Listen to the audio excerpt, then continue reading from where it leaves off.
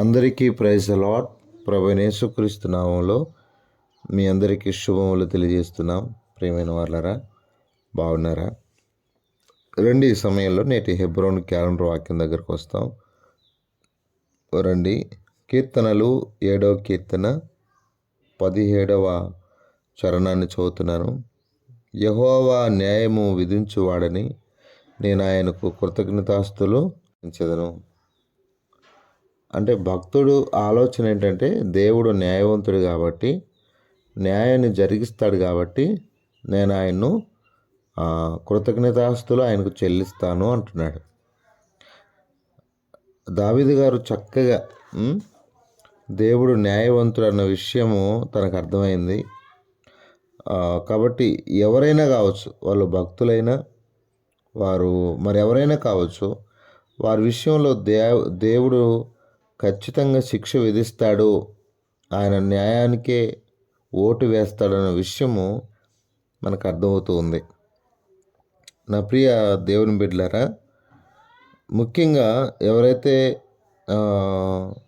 దేవుని నమ్మిన వారి శత్రువులందరి నుంచి కష్టాల్లోనూ దేవుడు ఆశ్రయంగా ఉంటాడన్న విషయము మనం అందరం అర్థం చేసుకోవాలి. అర్థమవుతుందా? వారి విషయంలో దేవుడు న్యాయం తీరుస్తాడు.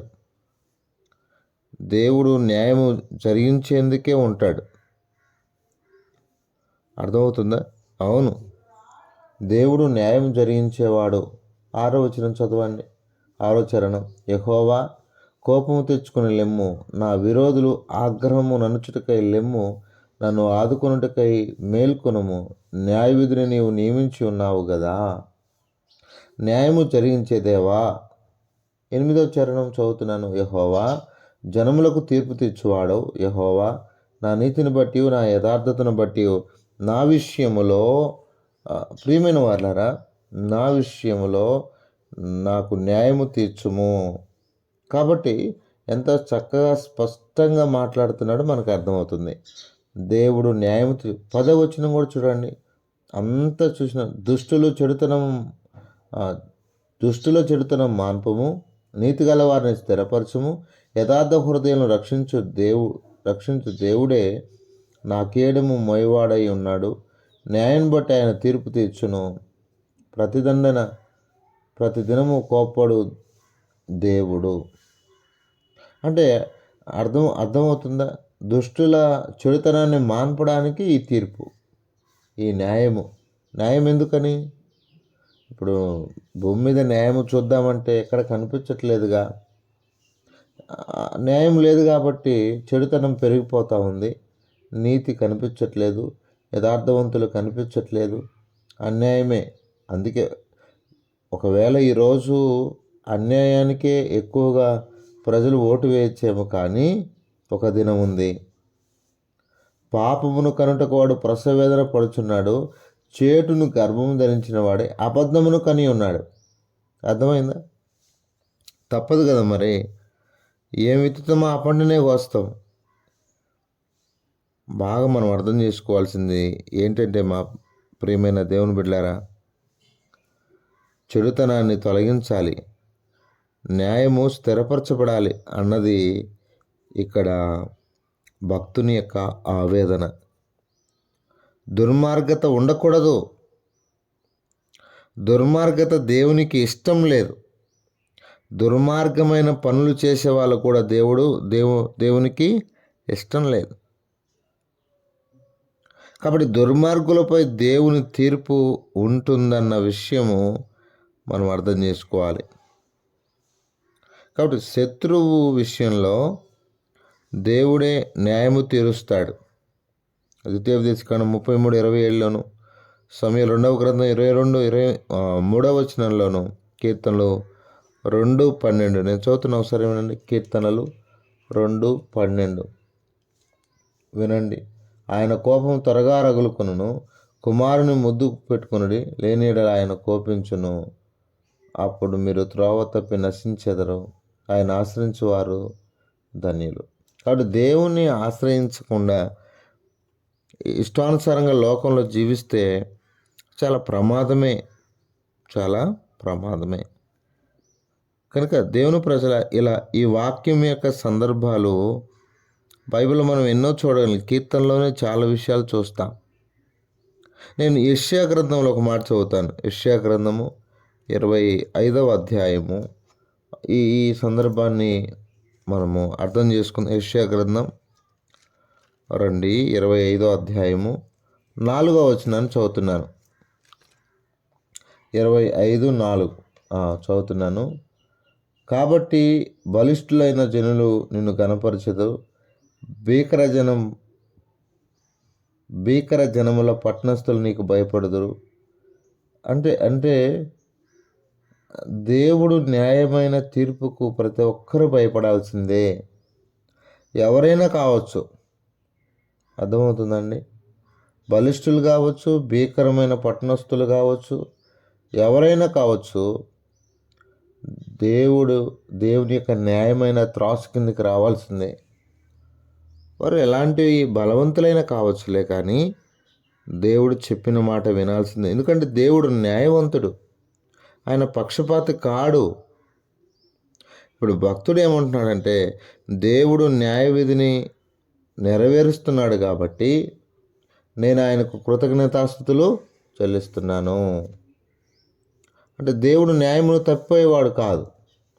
అలా మనుషులమైన మనము చాలాసార్లు మన స్వార్థానికి తప్పిపోవచ్చేమో, కానీ దేవుడు మాత్రం న్యాయమును విధించువాడని నేను ఆయనకు కృతజ్ఞతాస్తులు చెల్లించేదనని భక్తుడు చెప్తున్నాడు. కాబట్టి ప్రియమైన దేవుని బిడ్డలారా, అట్లు బైబిల్లో భక్తులు ఎంతోమంది.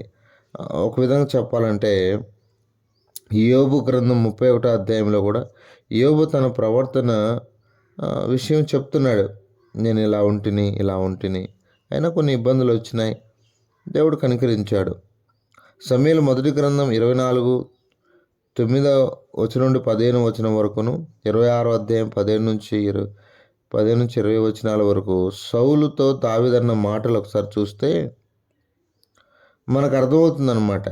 అంటే దేవుడు శత్రువుల పట్ల ఎలాంటి ఆలోచన కలిగి ఉన్నాడని, తన బిడ్డలను ఇబ్బంది పెడుతున్న వారి పట్ల. నేను ఆ మాట చదువుతాను. 26వ అధ్యాయము, సమూయేలు మొదటి గ్రంథం 26వ అధ్యాయము 15 నుంచి 15 చదువుతున్నాను. ఒక్కసారి ఆలకిద్దాం. సౌలు దావీదు స్వరము ఎరిగి, దావీదా నాయన, ఈ స్వరమే కదా అని, ఇది నీ స్వరమే కదా అని అనగా, దావీదు ఇట్లా, నా ఏలినవాడా రాజా, ఇది నా స్వరమే. నా ఏలినవాడు తన దాసుని ఇలాగ ఎందుకు తరుముచున్నాడు? నేనేమి చేస్తుని? నా వలన నీకు ఏ కీడు సంభవించును?